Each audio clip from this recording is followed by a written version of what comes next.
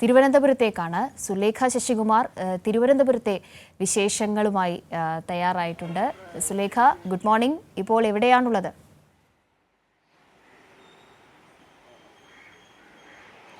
Kavya, good morning. അതിനൊപ്പം തന്നെ ഓണാശംസകൾ. എന്തായാലും നമ്മളിപ്പോൾ ഉള്ളത് തിരുവനന്തപുരത്തെ കനകക്കുന്നിലാണ്. നേരത്തെ കാവ്യ സൂചിപ്പിച്ചതുപോലെ തന്നെ സർക്കാരിൻ്റെ ഓണപരിപാടികളൊക്കെ മാറ്റിവെച്ചിട്ടുണ്ട് ചൂരൽമല ദുരന്തത്തിൻ്റെ പശ്ചാത്തലത്തിൽ. പക്ഷേ കൂട്ടായ്മകളുടെ നേതൃത്വത്തിലുള്ള ഓണാഘോഷങ്ങൾ വിവിധ ഇടങ്ങളിൽ നടക്കുന്നുണ്ട് എന്നുള്ളത് തന്നെയാണ്.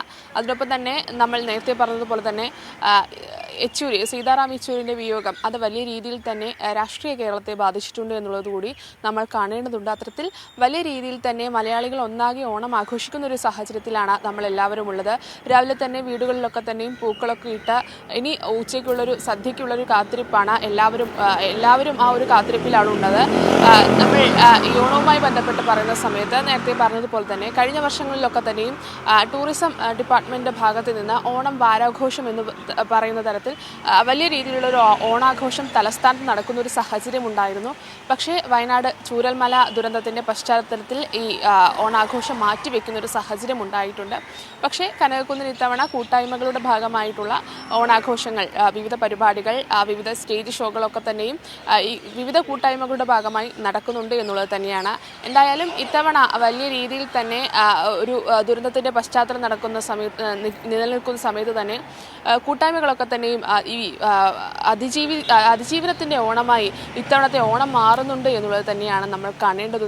എന്തായാലും ഇന്ന് വലിയ രീതിയിൽ മലയാളികൾ ഇന്നലത്തെ ഉത്രാടപ്പാച്ചിലൊക്കെ കഴിഞ്ഞ് വലിയ രീതിയിൽ തന്നെ ഓണത്തെ വരവേൽക്കുന്നൊരു സാഹചര്യമുണ്ട്. രാവിലെ തന്നെ വീടുകളിലൊക്കെ തന്നെയും പൂക്കളങ്ങളൊക്കെ ഇട്ട് വലിയ രീതിയിൽ തന്നെ മലയാളികളാകെ ഈ ഓണത്തെ വരവേറ്റ് കഴിഞ്ഞിട്ടുണ്ട്. ഇനി ഉച്ചയ്ക്കുള്ള സദ്യയാണ്. സദ്യയെക്കുറിച്ച് പറയുന്ന സമയത്ത് തിരുവനന്തപുരത്താണ് ഏറ്റവും വലിയ സദ്യ, അല്ലെങ്കിൽ പ്രമാദമായ സദ്യ. അത് തിരുവനന്തപുരം സദ്യയാണെന്നാണ് പൊതുവെയുള്ളൊരു പറച്ചിൽ. പക്ഷേ ഞാൻ മലബാറിൽ നിന്നുള്ളൊരു വ്യക്തി ആയതുകൊണ്ട് തന്നെ എനിക്ക് സദ്യ എന്ന് പറയുന്നത് ഒന്നുകിൽ ചിക്കൻ അല്ലെങ്കിൽ മീൻ, ഇത് രണ്ടും കൂടാതെയുള്ളൊരു സദ്യ എന്റെ സ്വപ്നം കിട്ടുമെന്ന് തോന്നുന്നില്ല സുലേഖയ്ക്ക്.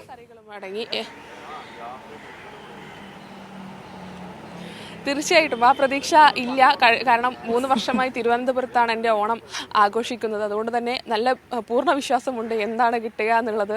അത്തരത്തിൽ മീനും ചിക്കനും ഒന്നും 3 വർഷമായി എൻ്റെ ഓണത്തിൽ ഇല്ലാത്തൊരു സാഹചര്യം. പക്ഷേ മലബാറിനെ സംബന്ധിച്ച് അത് ചിക്കനും മീനും ഉൾപ്പെടുന്നതാണ് ഓണസദ്യ എന്ന് പറഞ്ഞത്. എന്തായാലും 3 വർഷമായി തിരുവനന്തപുരത്താണ് ഓണം ആഘോഷിക്കുന്നത്. ഇത്തവണയും അത് തിരുവനന്തപുരത്ത് തന്നെയാണ് ഈ ഓണം ആഘോഷിക്കുന്നത് എന്നുള്ളത് തന്നെയാണ്. എന്തായാലും മലയാളികൾ ഒന്നാകെ ഈ ഓണത്തെ വരവേറ്റ് കഴിഞ്ഞിട്ടുണ്ട്. അത്തരത്തിൽ വലിയ രീതിയിൽ തന്നെ അതിജീവനത്തിൻ്റെ ഓണമായി ഇത്തവണത്തെ ഓണം മാറിയിട്ടുണ്ട്. കാവ്യ.